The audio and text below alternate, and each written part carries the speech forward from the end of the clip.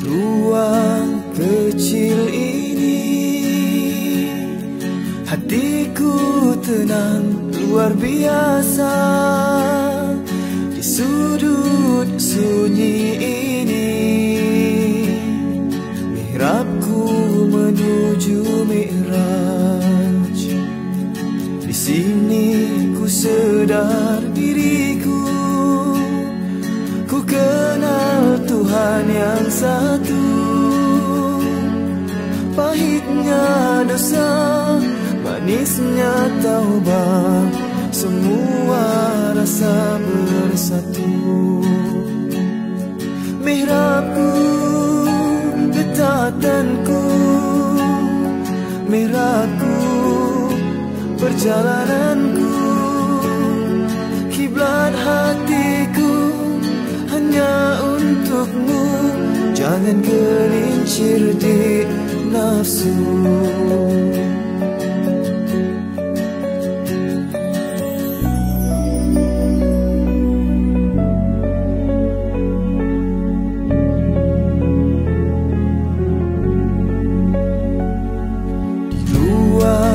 Kecil ini,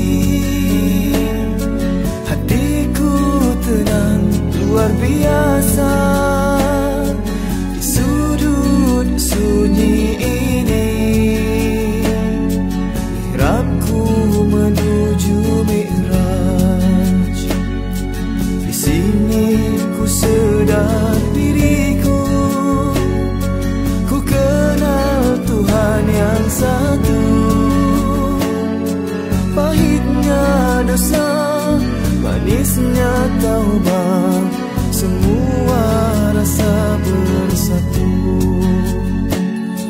Mihrabku, ketatanku, mihrabku, perjalananku, kiblat hatiku hanya untukmu. Jangan gelincir di nafsu. Jauh sudah perjalananku, di mihrabku tersungkur syahdu. Jalan berliku ke lembah nafsu, hanya karena kau selamatkan aku.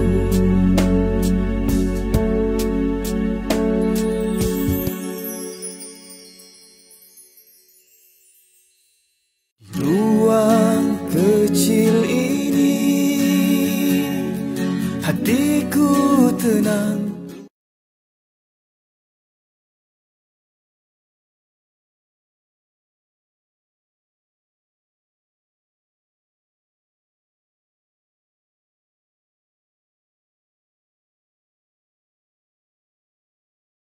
Assalamualaikum warahmatullahi wabarakatuh. Bismillahirrahmanirrahim. Innal hamdalillah nahmaduhu wa nasta'inuhu wa nastaghfiruh wa na'udzu billahi min syururi anfusina wa min sayyiati a'malina.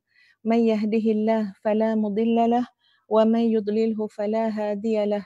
Asyhadu an la ilaha illallah wa asyhadu anna Muhammadan abduhu wa rasuluh. Allahumma salli ala sayyidina Muhammad wa ala ali sayyidina Muhammad. Amma ba'd. Sama-sama kita berdoa pada petang yang berbahagia ini, sahabat-sahabat sekalian. Kalau di rumah Ustazah sekarang ni sedang hujan. Ya, jadi mudah-mudahan dengan hujan yang sedang turun, ya lebih-lebih lagi lah kita mendapat kemustajaban doa kita insya-Allah. Sama-sama kita berdoa. Allahumma innaka afuwun tuhibbul afwa fa'fu anna. Ya Allah, sesungguhnya Engkau ini Maha Pengampun. Engkau cinta untuk mengampunkan. Engkau suka untuk mengampunkan. Maka ampunkanlah kami, Ya Allah. Ampunkanlah kedua ibu bapa kami. Ampunkanlah pasangan hidup kami. Ampunkanlah anak-anak kami. Ampunkanlah keluarga adik-beradik kami, jiran tetangga kami, sahabat-sahabat kami, seluruh muslimin dan muslimat sama ada yang hidup ataupun yang telah meninggal dunia. Amin, amin, ya rabbal alamin. Terlebih dahulu, Ustazah mengucapkan jutaan terima kasih kepada penganjur kita petang ini.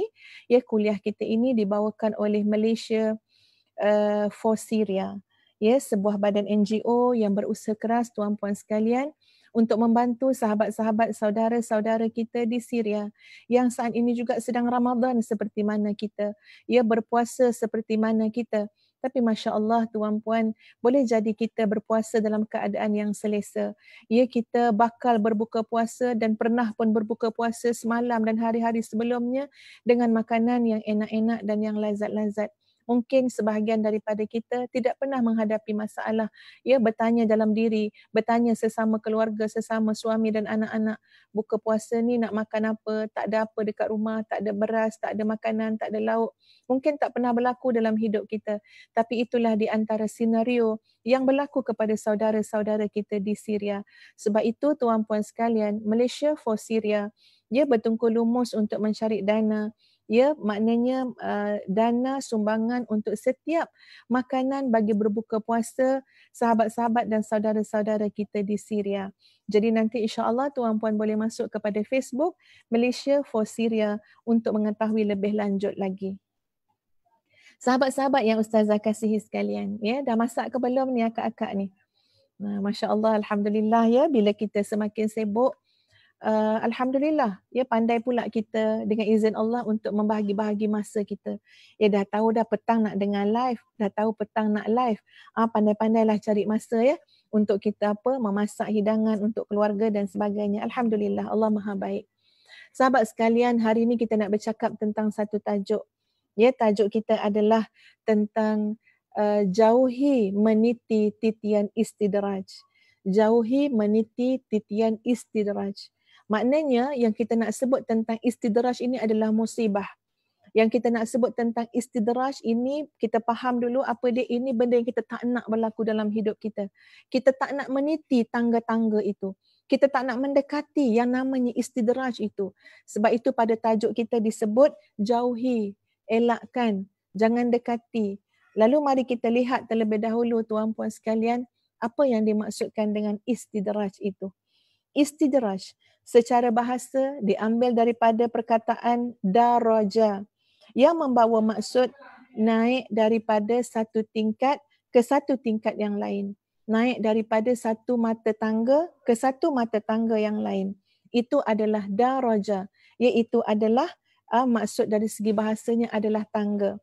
Adapun bila disebut tentang istidraj, maksud dari segi istilahnya adalah, ya, satu keadaan daripada Allah kepada hamba yang difahami sebagai hukuman, ya, yang diberikan sedikit demi sedikit dan tidak diberikan langsung, ya, dan tidak, yang iaitu hukuman yang diberikan sedikit demi sedikit, tidak diberikan secara sekaligus, tidak diberikan secara langsung. Allah Azza wa Jalla membiarkan seseorang itu dalam keadaan yang melalaikan, seolah-olah macam diberi nikmat, tetapi sebenarnya ada azab yang sedang menunggunya. Dalam hal ini Allah telah pun berfirman dalam surah Al-Qalam ayat 44. A'udzu billahi minasyaitonir rajim. Sanastadrijuhum min haitsu la ya'lamun. Kami akan tarik sikit demi sedikit. Tarik sikit demi sedikit ke jurang kebinasaan dari arah yang mereka tidak sedar, dari arah yang mereka tidak ketahui. Allahu Akbar. Sahabat sekalian, ini bukan ustazah yang cakap. Ya, kalau ustazah yang cakap, kalau nak takut, takutlah. Kalau tak takut pun tak apa. Kalau ustazah kata, ustazah akan buat sikit-sikit, ya, mengazab kamu, ya, ustazah akan tarik sikit-sikit, ya, sampai kamu tak terasa yang kamu sedang diazab.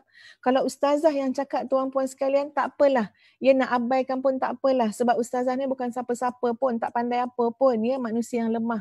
Tapi ini adalah kalamullah. Tak takutkah kita bila Allah kata kami, yakni Allah. Ya, kalau kita tengok dalam Quran, ada perkataan ana, ada perkataan nahnu. Sama kedua-duanya itu disebut yang merujuk kepada Allah. Ya, jadi apa beza ketika mana penggunaan? Contoh, innani anallah la ilaha illa ana fa'budni wa aqimis salata li dzikri. Kat situ Allah dengan menggunakan maknanya perkataan ana.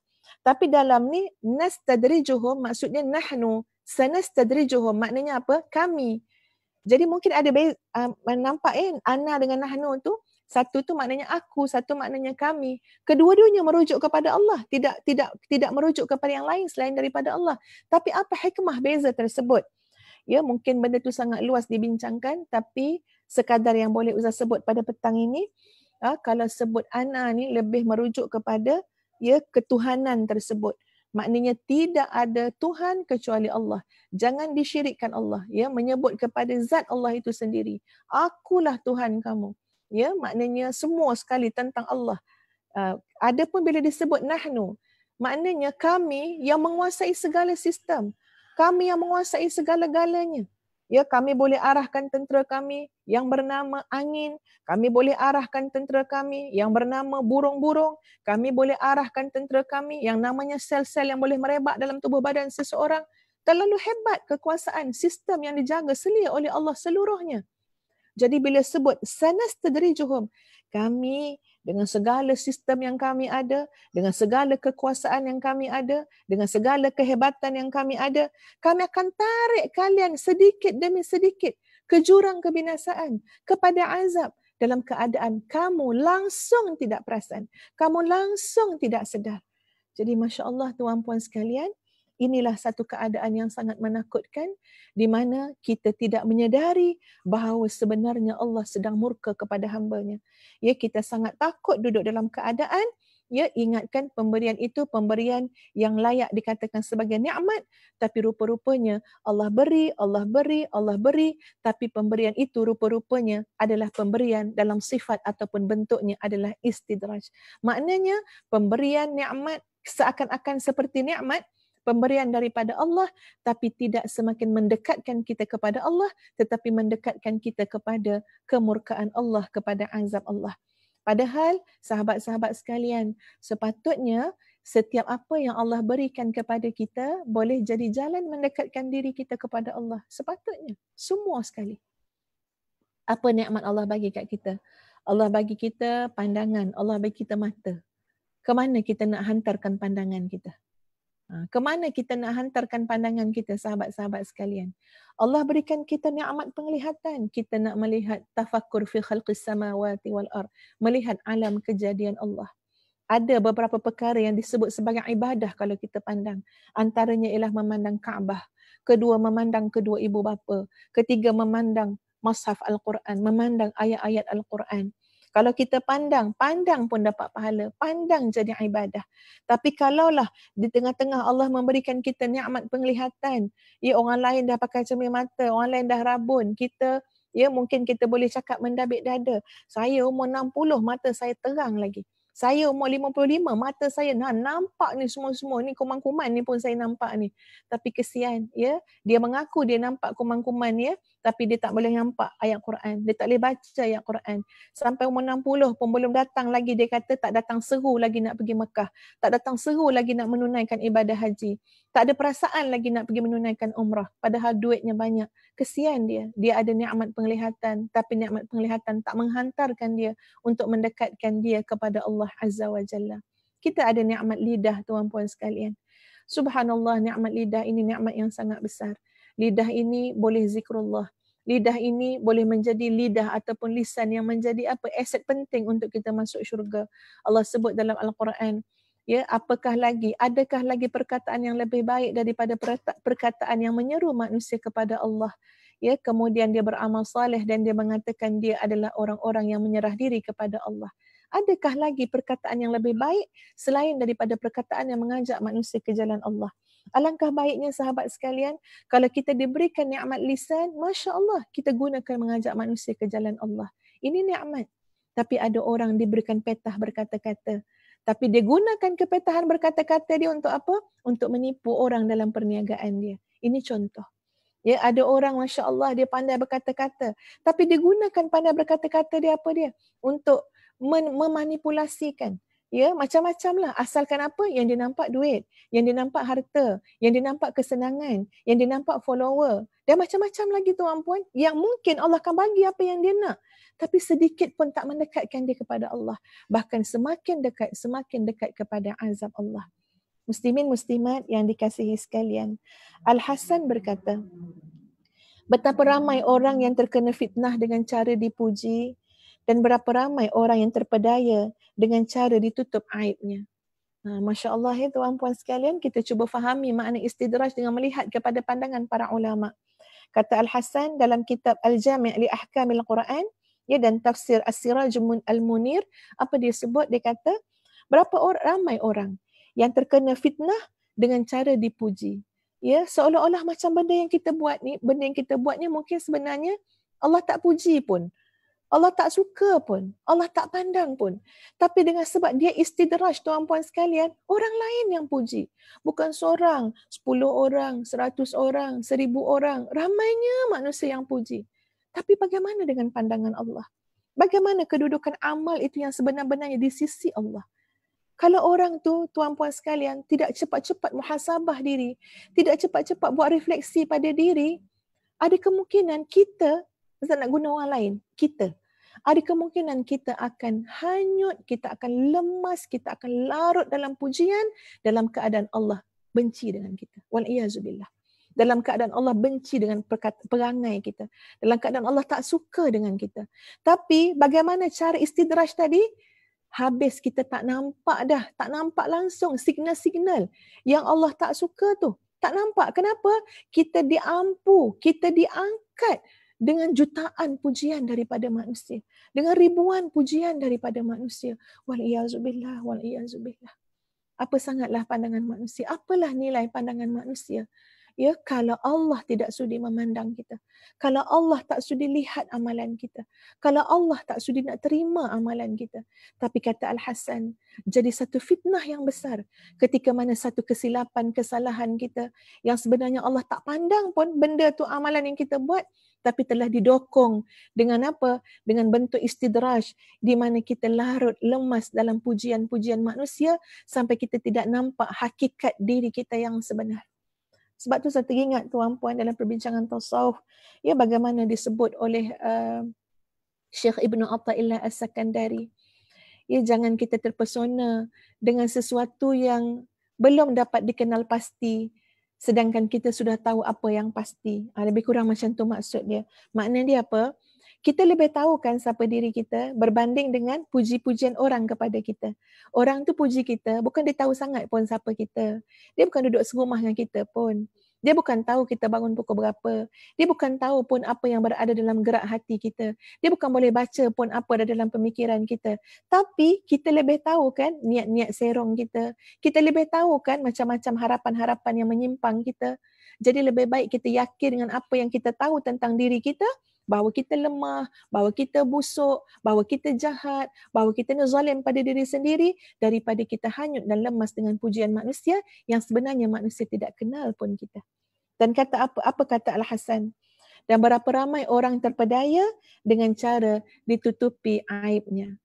Ya, jadi istidraj rupanya. Allah tak suka kat dia sebab dia buat dosa, dia buat maksiat, dia tak berusaha mentaati Allah, dia tak berusaha untuk menjernihkan hatinya ya kepada Allah Azza wa Jalla. Lalu istidraj dalam bentuk apa? Aib dia semua tertutup, semua tak nampak. Orang tak tahu pun aib-aib dia, orang tak tahu pun dosa dia, tertutup. Jadi bila tertutup dia rasa apa? Dia rasa bangga diri. Tertutup dia rasa selamat sehinggalah satu saat tuan-puan sekalian, nikmat-nikmat itu akan dicabut oleh Allah Azza wa Jalla. Ya, wal-iyazubillah. Dalam sebuah hadis yang diriwayatkan daripada Uqbah bin Amir radhiyallahu an, Nabi SAW bersabda, "Idza ra'aita Allah Ta'ala yu'ti al-'abda min ad-dunya ma yuhib wa huwa muqimun 'ala ma'asih fa innama dzalika minhu istidraj." Maksudnya adalah apabila kamu melihat Allah Azza wa Jalla memberi kepada hamba daripada perkara dunia yang diinginkannya, sedangkan dia terus melakukan maksiat kepada Allah, maka ketahuilah bahawa perkara itu adalah istidraj. Jadi kalau Ustazah boleh simpulkan tuan-puan sekalian, ya, kurang lebih ada 5 perkara untuk kita melihat kepada ciri-ciri istidraj ini. Yang pertama ialah kenikmatan duniawi melimpah ruah, tetapi keimanan terus turun merudum. Saya ulang lagi sekali yang pertama. Keimanan duniawi melimpah ruah, padahal keimanan terus menurun, terus merudum. Sahabat-sahabat sekalian, kita jangan iri hati, jangan susah hati melihat orang lain hidup dengan kemewahan, hidup banyak harta. Ya, sebab macam ni, Allah memberikan kepada orang yang Allah cintai dan kepada orang yang Allah tidak cintai, Allah berikan dunia. Allah berikan harta. Maksud dia, Allah boleh memberikan harta kepada siapa jua sama ada orang itu Allah cintai ataupun tidak. Tetapi Allah hanya memberikan iman, hanya memberikan takwa, hanya memberikan ketaatan, kemanisan taat hanya kepada orang-orang yang Allah cintai. Jadi kita jangan fokus nak kejar kepada kemewahannya, kekayaannya semata-mata tapi hilang kemanisan iman. Jangan fokus macam tu. Ya, boleh kita nak jadi kaya, kita nak jadi senang, nak jadi berharta, tapi ingat sukat ni nilai. Kenapa ya dalam hati aku ni makin lama makin tak manis pula sedekah? Kenapa dalam hati aku ni makin berat pula nak sedekah? Kenapa dalam hati aku ni tak terasa kemanisan zikrullah? Kenapa dalam hati aku ni tak terasa kemanisan ibadah? Jadi dinilai. Kenapa? Takut fokus kita sudah lari. Yang kita kejar kemewahan, yang kita kejar dunia, bukan lagi nikmat untuk taqarrub kepada Allah Azza wa Jalla. Jadi yang pertama tadi, tuan-puan sekalian, kenikmatan duniawi melempah ruah, padahal keimanan terus menurun. Itu yang pertama. Yang kedua, sebelum itu tuan-puan sekalian, nanti Ustaz akan bacakan ayat Quran lagi satu ya. Yang kedua ialah rezekinya terus lancar dan meningkat padahal ibadahnya selalu diabaikan. Kalau tadi kita kata apa ni? Kita kata iman makin turun, keyakinan kepada Allah makin turun. Sekarang kita lihat pula ibadah juga semakin diabaikan. Ya, solat nun di hujung waktu. Bahkan mudah-mudah saja nak tinggal solat, nanti alasan dia tak apalah saya qada. Orang bisnes kadang-kadang ni tuan-puan sekalian ya, yalah mungkin sibuk dalam bekerja ya, sibuk mencari rezeki.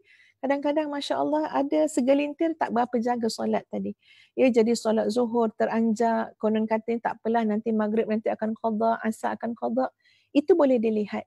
Ya, dalam masa yang sama rezeki terus melimpah.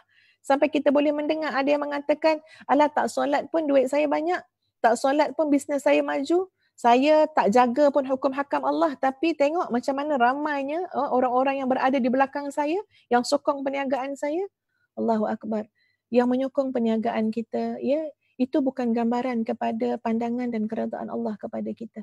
Tapi yang betul-betul menggambarkan keredaan Allah, pandangan Allah kepada kita adalah amal ibadah yang kita lakukan kerana Allah. Keimanan yang semakin bertambah kepada Allah Azza wa Jalla. Jadi perhatikan ciri kedua, rezeki makin bertambah. Ya, anak makin ramai, apa lagi ya? Rumah makin besar, pelaburan makin banyak. Kalau dulu hanya pandai hitung duit sekadar ribu-riban saja, tapi sekarang dah masuk ratus-ratus ribu. Tiba-tiba Allah bukakan lagi, ya Allah, dah tak pandang dah, bukan ribu-ribu dah bagi ke juta-juta dah. Ya, dah main pelaburan saham sana sini. Tapi tengok juga tuan-puan, ibadah kita meningkat ke tidak? Ya, kadang-kadang saya sebut macam ni dengan para jemaah kan. Kalau orang susah, orang miskin, yang kadang-kadang bangun pukul 4.30 pagi, pukul 5 pagi sebab nak masak nasi lemak, sebab nak buat kuih keria, dapatlah solat tahajud 2 rakaat, lepas tu kan berempah pulah lah kat dapur. Kenapa? Lepas subuh kan, sebaik lepas subuh nak jual dah ni untuk orang nak pergi sekolah, orang nak pergi kerja. Okey, itu untuk orang susah. Apakah memadai untuk orang-orang yang senang, orang-orang yang diberikan kemewahan, orang-orang yang Masya Allah duitnya banyak, hartanya lebat sungguh. Memadaikah 2 rakaat tuan-puan sekalian untuk tahajud? Sama macam orang miskin yang susah tadi, ataupun orang-orang seperti ini akan berhempas pulas untuk benar-benar mensyukuri nikmat Allah. Sampai rasa takut dan bimbang, ya Allah ya Tuhan, kau bagi lagi nikmat semalam pun aku tak pandai nak syukuri macam mana, tambah lagi. Sampai takut. Lalu rasa nak bersyukur tu digantikan dengan apa? Setinggi-tinggi nilai ketakwaan kepada Allah. Nilai takwa tinggi sangat. Cuba kita tengok tuan-puan macam sahabat yang bernama Abdurrahman bin Auf. Ya Allah janjikan syurga. Ini adalah di antara sahabat-sahabat yang diberikan khabar gembira. Dijanjikan, dijamin syurga. Tuan-puan, beliau ini, ya sahabat yang bernama Abdurrahman Auf ni memang orang kaya. Memang mula bisnes sikit je cepat berkembang. dah tinggal dah harta benda dekat Mekah semasa hijrah ke Madinah. Tapi memulakan perniagaan di Madinah pun cepat berkembang. Ini Masya Allah barakah. Ya, satu nikmat yang Allah berikan kepada Abdul Rahman bin Auf. Tapi Abdul Rahman bin Auf jiwanya jiwa yang takwa. Ya, susah hati juga melihat ya Allah banyaknya nikmat, banyaknya harta. Apa yang Abdul Rahman Auf bin buat? Ya, Abdul Rahman Auf buat sentiasa menginfakkan harta di jalan Allah. Sentiasa untuk membantu perjuangan Rasulullah sallallahu alaihi wasallam. Abdul Rahman Auf paling takut kalau meninggal dunia meninggalkan harta-harta yang tidak dapat diuruskan, yang tak tahu nak dikemanakan. Sehingga kan ada riwayat yang menceritakan tuan-puan sekalian, ya Abdul Rahman Auf ni sedaya upaya ni nak bantu ummah ni dengan harta benda dia. Ia sampaikan dia cuba sangat kalau boleh ya biarlah meninggal dunia dalam keadaan jangan tinggal harta-harta yang tak tahu nak diuruskan macam mana. Jadi sampai pernah satu ketika tu ya ada beberapa orang hamba Allah yang dia memiliki kebun-kebun tapi tamar tu semua rosak. Kebun tamar tapi tamar-tamar tu rosak semua. Buah dia tak menjadi. Ya, maknanya ini adalah satu perniagaan ataupun perusahaan pertanian yang merugikan. Berekar-ekar, seluas-luasnya. Ramai masa tu orang mengalami masalah kebun tamar dia tak menjadi. Jadi Abdul Rahman Auf ni tuan-puan sekalian pergi beli kebun tamar yang tak menjadi tu. Yang penting apa dia? Dia boleh tolong orang lain. Dia boleh tolong orang lain. Dia ada duit. Dia beli. Tak apalah dia rugi ke apa, tak apa. Dia ada duit. Ya. Dia pergi beli kebun-kebun tamar tu. Jadi maksud dia apa? Pemilik kebun tamar tu alhamdulillah dapat keuntungan daripada pembelian. Sebab Abdul Rahman bin Auf beli tu dengan harga yang berlipat kali ganda. Padahal tahu tak dapat buat apa pun dengan buah-buah tamar yang busuk itu. Tapi nak beritahunya Masya Allah, sayangnya Allah kepada Abdul Rahman bin Auf. Ya di tengah-tengah dia risau, takut banyak sangat harta ni. Ya takut nanti jadi apa? Jadi hisab tu makin berat. Tetap Allah mentakdirkan kamu ni memang dapat masuk syurga dengan jalan harta yang banyak dan kamu manfaatkan harta tu di jalan yang benar. Sebab apa? Dalam keadaan memiliki kebun-kebun tamar yang buah dia busuk tu pun, tiba-tiba dia dapat berita dekat Yaman ketika itu ada penyakit. Ada satu penyakit yang merebak yang mana ia dikhabarkan oleh para tabib penyakit ni dapat diubat, dirawat insya-Allah dengan wasilah tamar-tamar yang busuk. Pula dah. Dia dapat diubat dengan tamar yang tak menjadi, tamar yang busuk tu. Subhanallah, ya. Jadi tuan-puan sekalian, maka pembesar daripada Yaman nak beli semua kebun-kebun tamar itu sebab nak ambil tamar yang tak cantik ni, tamar yang tak menjadi ni, bahkan ditawarkan pula dengan harga yang berlipat kali ganda yang mendatangkan lagi keuntungan kepada Abdul Rahman bin Auf. Jadi jalan sedekah lagi, Abdul Rahman bin Auf dapat lagi rezeki, sedekah lagi, infak lagi. Tak putus tuan-puan sekalian. Tapi yang paling penting yang Ustaz nak kemukakan apa dia? Jiwa sahabat yang bernama Abdul Rahman bin Auf, jiwa takwa. Jiwa takut nanti kalau Allah hisab. Setiap satu yang kita dapat ni tuan-puan sekalian, 1 sen ke, 10 sen ke, apa ke nak dinilaikan harta kita, akan dihisab oleh Allah. Datang daripada mana?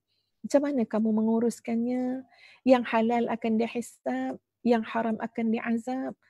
Jadi nak berhati-hati sangat supaya kita sedar, ya dapat mengukur ya yang Allah bagi ni sebenarnya nikmat ataupun tiba-tiba jadi istidraj. Ukuran dia di mana? Lihat bertambah iman ataupun tidak. Yang kedua, lihat bertambah amal soleh ataupun tidak.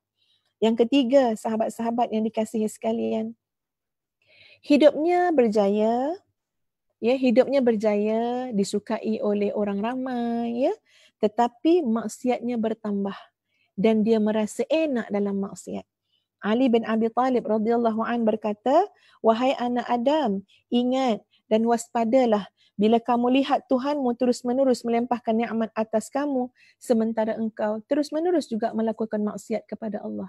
Waspadalah. Dan maksiat ni luas maksud dia tuan-puan. Maksiat zahir, maksiat batin, ya. Maksiat zahir ni nampak minum arak, ya, derhaka pada mak ayah, apa yang zahir-zahir, tinggal solat, ya, tak bayar zakat, nampak. Tapi yang maksiat batin ni, ya, yang kadang-kadang dah mula bertuhankan kepada hawa nafsu, dah mula bertuhankan kepada dunia, ya, dah mula bertuhankan kepada pandangan makhluk, ini semua kena dilihat. Jadi ustazah nak minta kita ambil kesempatan, nak cakap pada diri sendiri juga tuan-puan, 10 hari ni Ramadan terakhir kita dah memulai masuk ni, 10 hari akhir Ramadan. Berilah masa untuk muhasabah diri. Tentukanlah semula hala tuju yang kita nak pergi. Tengoklah balik apa yang Allah telah kurniakan kepada kita. Daripada mana kita dapat. Bagaimana kita menggunakannya. Cepat-cepatlah istighfar kepada Allah.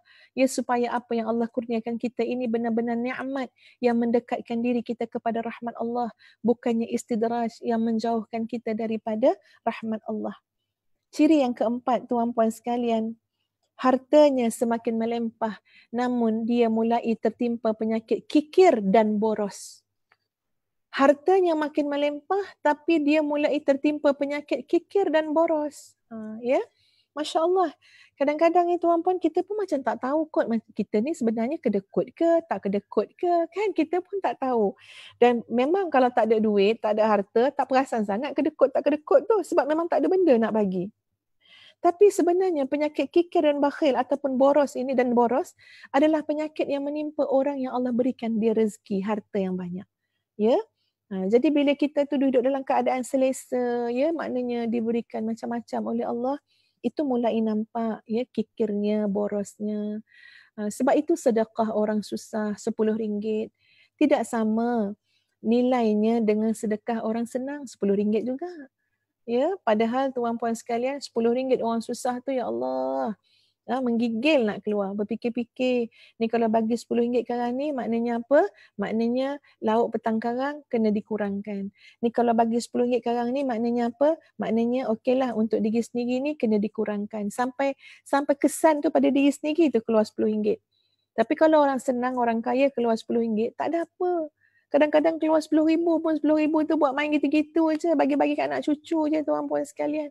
Ya, Masya Allah. Jadi tak sama. Allah menilai juga benda tu lihat kepada sejauh mana kesukaran, kesakitan dan kesan apa yang kita keluarkan. RM10 daripada orang susah, kesannya teruk pada dia. Kesannya hebat pada dia, ya, nak kena sabar. Lepas tu nak kena cari lagi, nak cari lagi macam mana dapat lagi RM10 ni. Ya, kemudian Allah akan lipat kali gandakanlah ya dengan setinggi-tinggi sebanyak-banyaknya ya apa yang telah dikeluarkan.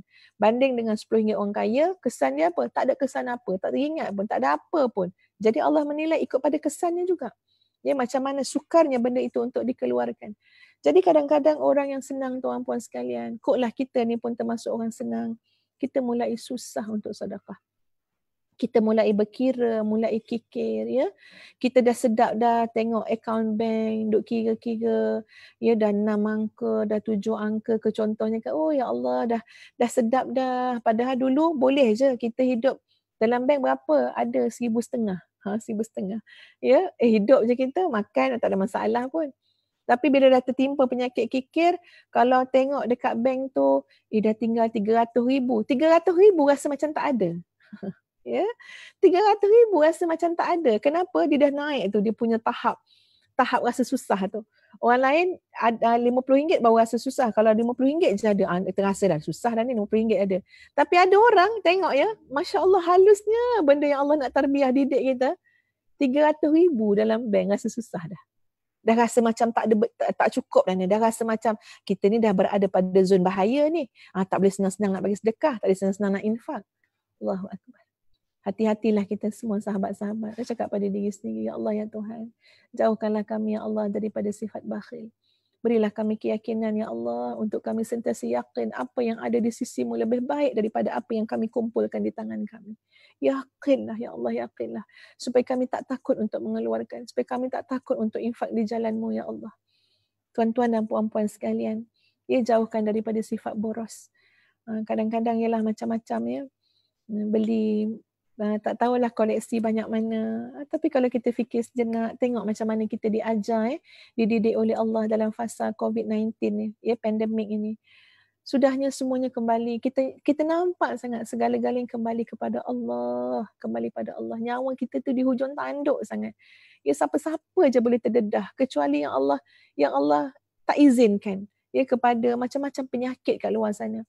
Jadi ya Allah, kita tahu dah sebenarnya betul-betul hidup ni nak menjaga apa dia? La ilaha illallah, tauhid kita kepada Allah. Ya Allah, bukakan jalan beramal ya pada kita daripada dulu lagi sepanjang usia kita. Jadi biarlah amalan yang kita buat tu kita cuba mujahadah untuk apa? ikhlas kerana Allah Azza wa Jalla. Jangan dalam keadaan mungkin Allah senangkan kita, kita mudah-mudah nak boros-boros. Ya, padahal kalau kita tengok orang susah ni tuan-puan sekalian, ya Allah memang sedih sangat, kesian. Ya, memang Ustazah kalau orang tanya antara pemandangan yang cepat menyebabkan Ustazah nak menangis apa dia? Ya. Jawapan dia, jawapan. Ustazah tak boleh tengok. Kalau tengok tu cepat rasa nak nangis. Jawapannya adalah seorang lelaki yang sudah tua tapi masih bekerja untuk menyara keperluan asas hidup keluarga. Bukan untuk bermewah-mewah tapi keperluan asas hidup keluarga. Kadang-kadang pemandu teksi tuan-puan sekalian, kita tengok ya Allah ya Tuhan, tengok pada wajah tu pun kita boleh teka dah. Ni mungkin dah 60 lebih ni umur pakcik ni, 50 lebih ni. Tunggu je penumpang. Ya, tunggu penumpang. Kok dapat penumpang seorang pun sehari ataupun 5 orang sehari pun tuan-puan. Banyak mana sangat ya. Nak bandingkan yang dia dapat, nak bandingkan dengan ya Allah ya, kadang-kadang nak pergi masjid pun dah tak sempat dah bawa teksi. Contohnya lah, ada segelintir tu sempat je. Ya, ni sebagai contoh-contoh. Jadi maknanya susahnya ya, sampai kau pernah ya tuan-puan naik teksi kan, lepas tu yelah macam ada baki, mungkin baki dalam RM23 ke RM24 macam tu, kita bagi duit RM50. Kita pun kata tak apa pakcik, saya tak ambil baki tu. Dia punya terima kasih tu kan, ya Allah, sampai kita rasa macam Allahu Akbar, kesiannya. Ustaz pernah ya tuan-puan, ni cerita sikit lah petang ni. Ustazah masa tu beli order makanan dengan GrabFood. Adalah order sesuatu tu kan. Lepas tu lah masa yang sama, dalam grup WhatsApp Ustazah tu ada juga orang jual roti jala lah apalah kan. Jadi kita sama-sama nak tolong, kita beli sikit-sikit kan. Jadi Ustazah pun belilah. Satu lagi beli dengan seseorang, beli roti jala. Jadi kalau GrabFood tu kita dah bayar online kan. Tapi yang beli roti jala ni, itu tak, kita nak bayar kat dia. Adalah beli benda-benda lagi. Jadi jumlah dia RM37. Jadi ustazah ni kan nak siapkan duit RM37 nak bagi pada anak tu kan, nak bagi pada anak-anak kat bawah. Nanti kalau datang orang bagi ni, hantar roti jala ni, bagilah duit ni. Ya, jangan lupa nanti akadlah dengan dia, kita beli ni. Masa tu saya dah siapkan duit RM37. Tapi dalam hati tu kan terfikir macam ni, elok masuk sampul lah, elok masuk dalam envelope kan. Jadi padahal biasa sebelum-sebelum ni bagi macam tu je duit kan, tapi hati tu terdetik elok masuk dalam sampul. Jadi ustazah pun masukkan dalam envelope angpau tu kan ya, bekas duit raya tu, tapi yang tahfiz ustazah punya, tahfiz Madinah Hufaz. Cantik sangat dia punya bekas duit tu kan ya, sampul duit. Jadi ustazah pun masuk RM37 bagi pada anak. Nanti kalau orang datang bagi kata belilah makanan ni. Tapi yang datang dulu adalah GrabFood tu. Ya, seorang pemuda ya datang. Dia dah bayar yang dia kan. Tapi anak ni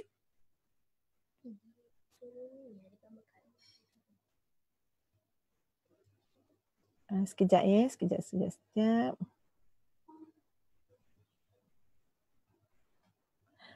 Ambil ni, Adik Mat, ambil ni. Masuk kat dalam buat. Okey, lepas tu bila dia datang yang GrabFood tu tuan-puan sekalian, anak saya terus bagi kat dia envelope tu. Dia dapat tu, dia terus macam ya Allah, macam orang nak sujud tuan-puan. Terima kasih. Rupanya rezeki dia. Ya, rezeki dia. Lepas tu datang roti jala tu, dia kata mak belum bayar. Jadi saya tanya mana duit tadi. Dia kata dah bagi dekat yang GrabFood tu. Saya kata Masya Allah, itu memang rezeki dia. Malah pemberian tu bukan pemberian duit macam tu. Masuk dalam envelope tu macam seolah-olah betul-betul kita nak sedekah. Padahal saya tak ada niat nak sedekah. Masya Allah, baiknya Allah.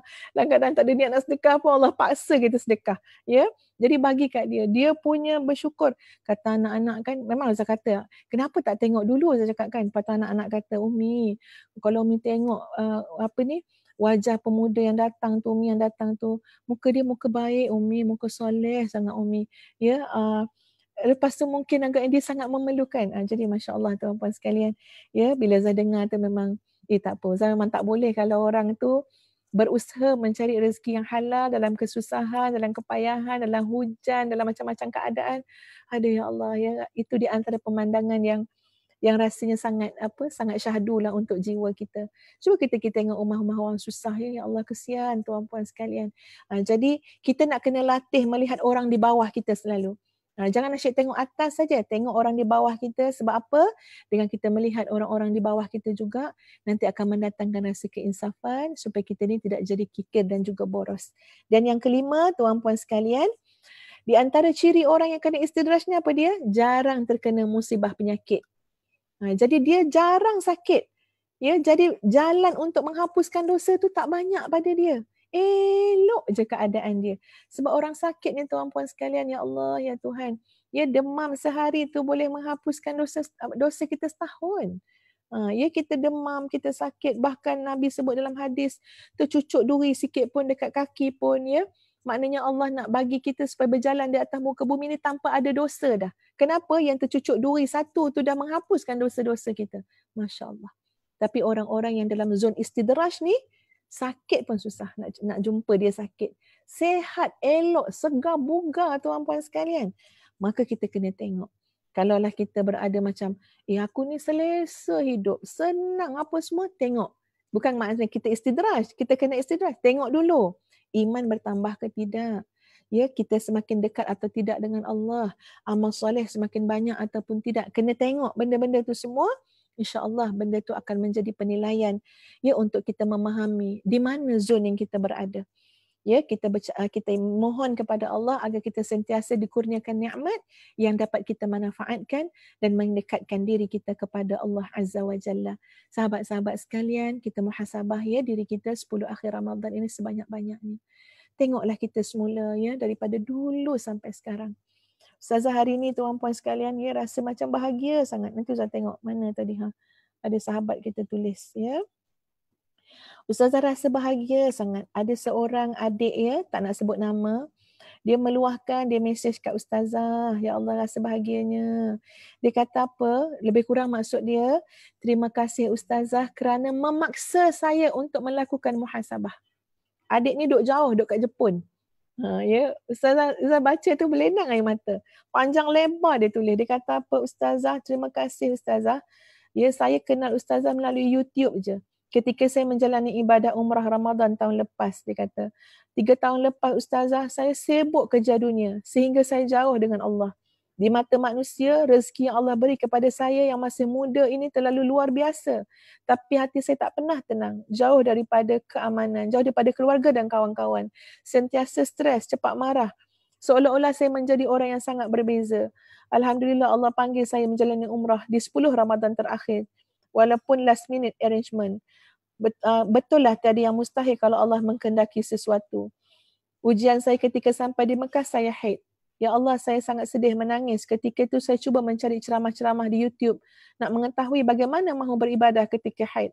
Ketika itu saya terjumpa video Ustazah di mana Ustazah mencadangkan, ya kalau dalam keadaan haid, buatlah muhasabah diri di luar Masjidil Haram. Saya ikut nasihat Ustazah dan catat segala nikmat yang Allah berikan kepada saya sejak umur saya 12 tahun. Masya Allah, saya rasa sangat malu dengan Allah. Alhamdulillah, hari yang ke-26 selepas subuh, saya berjaya menyempurnakan umrah pertama dengan begitu mudah sekali. Betapa Allah sangat sayang kepada saya. Dia nak bagi saya berehat dulu untuk saya muhasabah diri, untuk saya lebih menghargai dan merasai kemanisan ibadah. Dia mendatangkan kebaikan-kebaikan, kejutan-kejutan, hadiah-hadiah yang tidak disangka-sangka. Hati saya merasa sangat tenang, lapang sejak kembali daripada umrah. Dan saya telah kurangkan projek-projek kerja-kerja saya lebih fokus kepada akhirat. Terima kasih Ustazah kerana push saya untuk muhasabah diri. Telah menjadi salah satu perkara yang membuatkan saya menyedari betapa Allah terlalu menyayangi saya. Allah adalah Al-Jabbar. Dia telah menyembuhkan hati saya walaupun tanpa saya sedari keadaan hati saya ketika itu. Dalam seluruh pencapaian dan kejayaan saya di dunia ini dalam 10 tahun. Bagi saya, kejayaan dan pencapaian yang paling saya banggakan adalah ketika Allah melembutkan hati saya, membawa saya kembali kepadanya, kepada Islam dan berusaha untuk hijrah menjadi wanita muslimah yang lebih baik. Alhamdulillah. Tuan-puan, muhasabah ni terlalu hebat. Ya, kita duduk muhasabah daripada yang paling kita ingat daripada kecil sampai sekarang. Ya Allah, siapa aku dulu ya Allah? Macam mana aku dulu ya Allah? Apa yang telah Kau beri pada aku terlalu banyak ya Allah. Ya Allah, nikmatnya mengingati Engkau ya Allah. Ingat dosa-dosa kita. Kita muhasabah betul-betul supaya kita tidak menjadi golongan yang sebenarnya duduk dalam zon istidraj. Wal'iyadzubillah ya. Muslimin muslimat yang dikasihi sekalian, sekali lagi Ustazah mengucapkan jutaan terima kasih kepada semua yang menonton pada petang ini. Mudah-mudahan mendapat manfaat, penghayatan yang baik insya-Allah dalam kehidupan kita. Ya, sama-sama kita berdoa agar kita dapat Lailatul Qadar. Ya Allahumma rzuqna Lailatul Qadar, Allahumma rzuqna Lailatul Qadar, Allahumma rzuqna Lailatul Qadar. Allahumma arhamna ya Allah, Allahumma ighfir lana warhamna wa tub alaina, Allahumma ighfir lana warhamna wa tub alaina. Allahumma ighfir lana warhamna wa tub alaina. Ya, kita doa dulu tuan-puan sebelum Ustazah akhiri. Bismillahirrahmanirrahim. Alhamdulillahirabbil alamin wassalatu wassalamu ala rasulillahil amin wa ala alihi wa sahbihi ajma'in. Allahumma ighfir lana dhunubana wa liwalidina warhamhum kama rabbawna shighara. ولجميع المسلمين والمسلمات والمؤمنين والمؤمنات الأحياء منهم والأموات. Ya Allah, kurniakanlah kepada kami seluruh kebaikan yang kami tahu, yang kami tak tahu, yang dekat, yang jauh, ya Allah. Jauhkanlah kami daripada seluruh kejahatan yang dekat, yang jauh, yang kami sedar dan kami tak sedar. Ya Allah, ya Tuhan kami mohon segala yang dipohon oleh Nabi-Mu sallallahu alaihi wasallam. Dan kami minta berlindung dengan semua yang Nabi-Mu minta perlindungan daripada-Mu. Ya Allah, ya Tuhan kami, kurniakan kami syurga dan segala yang mendekatkan kami kepada syurga. Jauhkan kami daripada neraka dan segala benda yang akan mendekatkan kami kepada neraka. Ya Allah, jadikanlah seluruh ketentuan-Mu kepada kami baik-baik belaka. Rabbana hab lana min azwajina wa dhurriyyatina qurrata a'yun waj'alna lil muttaqina imama. Wa sallallahu ala Muhammad wa ala ali Muhammad walhamdulillahirabbil alamin. Sahabat-sahabat sekalian, teruskan memberikan sumbangan infak kalian ya kepada Malaysia for Syria, ya, khususnya dalam bulan Ramadan ini di mana banyak yang diperlukan kepada saudara-saudara kita untuk mereka itu dapat menikmati juadah berbuka seperti mana kita, insya-Allah tuan-puan sekalian. Dan jangan lupa kepada seluruh pendengar untuk memiliki e-book Ustazah, e-book Doa Mihrab, ya, khususnya ni masa Ramadan ni tuan-puan sekalian. Ya, kita nak beramal dengan doa-doa yang Ustazah telah kumpulkan dalam e-book Doa Mihrab tersebut. Tuan-puan sekalian, alhamdulillah ya, tak sampai beberapa hari 1000 lebih unit telah pun dapat dijual. Sebenarnya kami di Madinatul Huffaz mensasarkan 10,000 unit dalam bulan Ramadan ni. Ya, bantu Ustazah, bantu tahfiz Ustazah, milikilah e-book Doa Mihrab hanya dengan harga RM39 sahaja. Bukan saja dapat e-book Doa Mihrab, tapi ada koleksi doa-doa, tazkirah, ceramah-ceramah, kapsul yang boleh tuan-puan ambil manfaat dan pengajaran daripadanya. Jadi segeralah masuk kepada Facebook Ustazah, ya, tekan link e-book Doa Mihrab. InsyaAllah mudah-mudahan kita sama-sama tolong-menolong pada kebaikan. Terima kasih semua. Terima kasih Malaysia for Syria. Astaghfirullahalazim, astaghfirullahalazim, astaghfirullahalazim. Li wa lakum. Assalamualaikum warahmatullahi wabarakatuh. Ruang kecil ini, hatiku tenang luar biasa. Di sudut sunyi ini, mihrabku menuju mi'raj.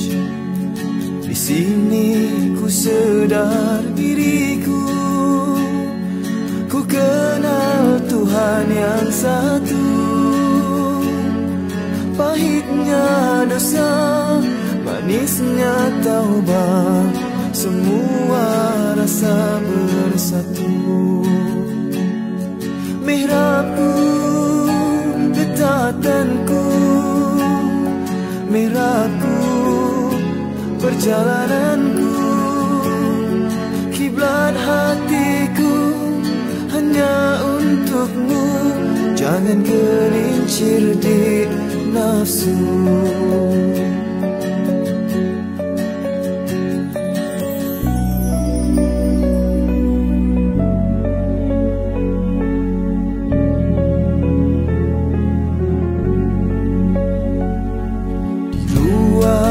Kecil ini, hatiku tenang luar biasa. Di sudut sunyi ini, mihrabku menuju mi'raj. Di sini ku sedar diriku, ku kenal Tuhan yang satu. Pahitnya dosa, manis Manisnya taubat, semua rasa bersatu. Mihrabku, ketatanku, mihrabku, perjalananku.